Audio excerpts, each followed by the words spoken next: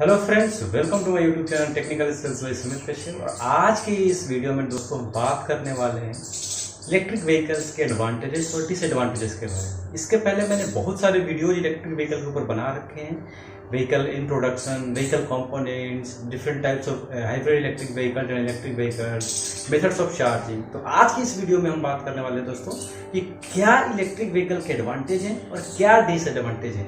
हर एक चीज के एक सिक्के के हमेशा दोस्तों दो पहलू होते हैं, किसी का फायदा होता है तो किसी का नुकसान होता है। तो इस वीडियो में हम यही बात करने वाले हैं कि जो इलेक्ट्रिक सेगमेंट की जो व्हीकल्स हैं आ रही है मार्केट में, उसके क्या बेनिफिट्स हैं as a customer, as a government, क्या उसके बेनिफिट्स हैं और उसके क्या नुकसान है। तो सबसे पहले हम बात करेंगे दोस्तों एडवांटेजेस की। तो चलिए स्टार्ट करते हैं आज का अपना topic, advantages of and disadvantages of electric vehicles.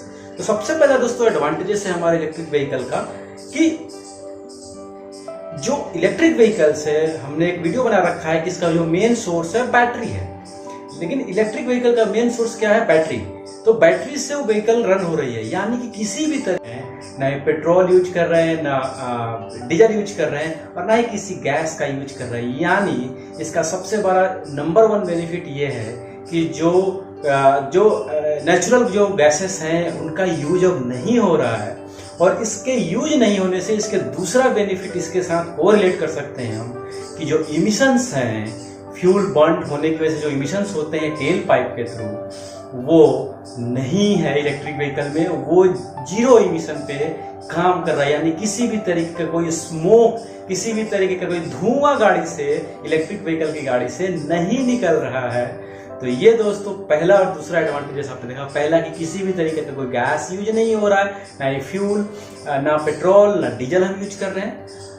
इससे क्या हो रहा है कि पेट्रोल डीजल की बचत भी होगी और दूसरा कि कोई इन्वायरमेंट में कोई इमिशंस नहीं है, जिससे कोई पॉल्यूशंस नहीं होंगे और इससे हमारा हेल्थ भी सही रहेगा, इन्वायरमेंट भी क्लीन होगा। तीसरा दोस्तों सबसे बड़ा एडवांटेज है हमारा कि मेंटेनेंस की हम बात करें। आईसी इंजन जो हमारी कन्वेंशनल इंजन्स हैं या फिर हाइब्रिड व्हीकल्स हैं, उसमें इंजन्स होते हैं, उसके साथ बहुत सारे हेवी एक्सेसरीज होती हैं जो हमेशा एक सर्टेन टाइम के बाद मेंटेनेंस की रिक्वायरमेंट होती है। लेकिन इलेक्ट्रिक व्हीकल में दोस्तों मेंटेनेंस के नाम पे काफी कम पैसे आपको पे करने हैं, यानी बहुत लो मेंटेनेंस है। तो इसका एक सबसे बड़ा बेनिफिट ये है कि अगर आप इलेक्ट्रिक व्हीकल आपके पास है तो आपकी मेंटेनेंस कॉस्ट काफी कम रहेगी।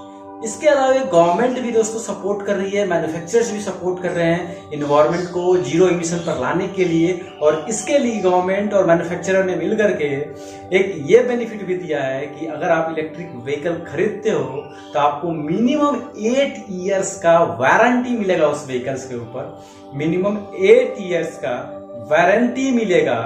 और दोस्तों वारंटी मिलने की वजह से ये है कि आप उस चीज को लेकर के हमेशा बेफिक्र रहेंगे कि आपको कोई किसी भी तरीके के क्लेम की रिक्वायरमेंट है तो वो पार्ट्स आप इजीली गेन कर सकते हैं। जो लास्ट अगर हम बात लास्ट बट नॉट लिस्ट अगर हम एडवांटेजेस में बात करें दोस्तों, तो वो है कि 3 इयर्स का, मिनिमम 3 इयर्स का free of cost maintenance manufacturer provide करें। यानी कि 3 साल तक आपको मैन्युफैक्चरिंग के लिए जो मेंटेनेंस कॉस्ट है वो आपको मैन्युफैक्चरर ही प्रोवाइड कर रही है। तो दोस्तों ये सारे बेनिफिट्स हैं इलेक्ट्रिक व्हीकल्स को लेकर के।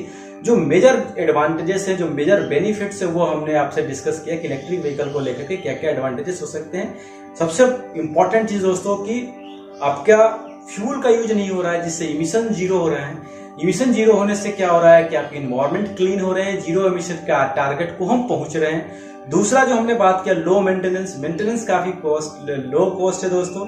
वारंटी आपको मिल रहा है 8 साल के लिए और 3 साल के लिए आपको मैन्युफैक्चरर के थ्रू मेंटेनेंस फ्री मिल रहा है।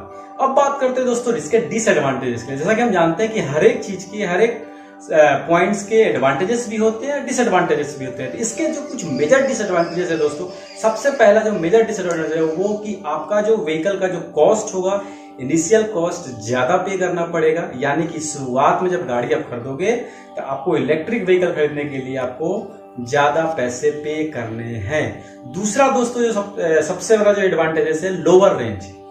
अभी जो कांस्टेंट, अभी की इलेक्ट्रिक व्हीकल का एक लिमिटेड कांस्टेंट है कुछ जिसको लेकर कभी मैन्युफैक्चरर उस पर कंटिन्यूअसली वर्क कर रही है। यानी कि ये बैटरी को, एक वजह से मैंने बताया कि बैटरी से ही हम गाड़ी को चार्ज करते हैं, मेन सोर्स होता है बैटरी, और उसको हमें चार्ज करने के लिए चार्जिंग स्टेशन की रिक्वायरमेंट होती है।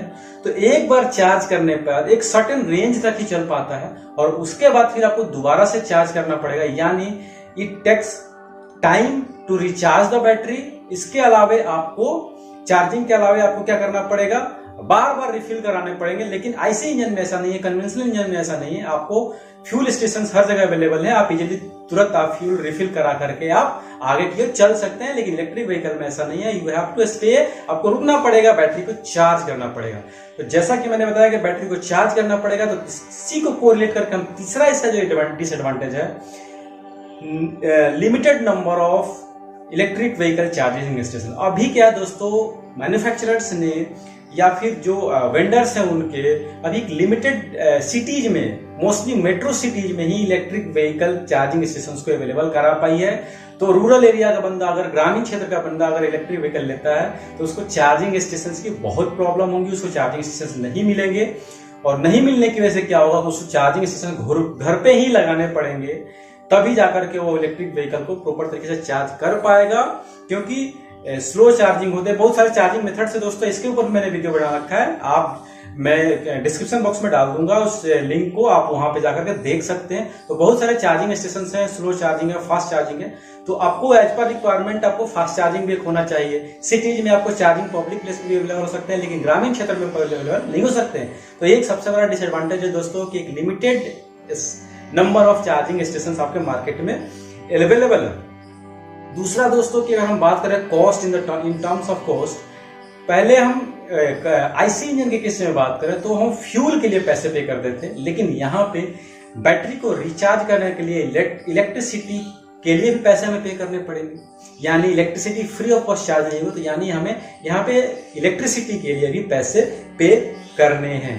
तो ये एक दोस्तों मेजर पॉइंट जो मैंने आपको बताया कि एक इलेक्ट्रिक व्हीकल खरीदने से पहले, या फिर आप इलेक्ट्रिक व्हीकल के बारे में बहुत ज्यादा जानने को इच्छुक हो, तो ये चीजें पॉइंट्स आपको नॉलेज में होना चाहिए कि इससे क्या एडवांटेजेस है, क्या डिसएडवांटेजेस है। और दोस्तों मैंने बहुत सारे वीडियो इलेक्ट्रिक व्हीकल के ऊपर बना रखे हैं, और मैंने उससे एक अलग सा प्लेलिस्ट क्रिएट कर रखा है। आप वहां पे जाकर के और भी इलेक्ट्रिक व्हीकल के बारे में जानना चाहते हो, types of electric components, methods of different methods of charging station, advantages disadvantages, वहां पे जाकर के आप वीडियोस देख सकते हैं। दोस्तों ये कमेंट करके जरूर बताना आपको ये वीडियो कैसा लगा। अगर वीडियो अच्छा लगा तो वीडियो को लाइक जरूर करना, कमेंट करके अपना फीडबैक जरूर देना। अगर आपको कोई रिक्वायरमेंट हो किसी चीज का, किसी टॉपिक को जानना हो, तो कमेंट करके आप अपना पॉइंट जरूर रेज करना, और अच्छा लगे तो शेयर जरूर करना, और चैनल पर नए हो तो चैनल को सब्सक्राइब जरूर कर लेना। तब तक के लिए जय हिंद दोस्तों।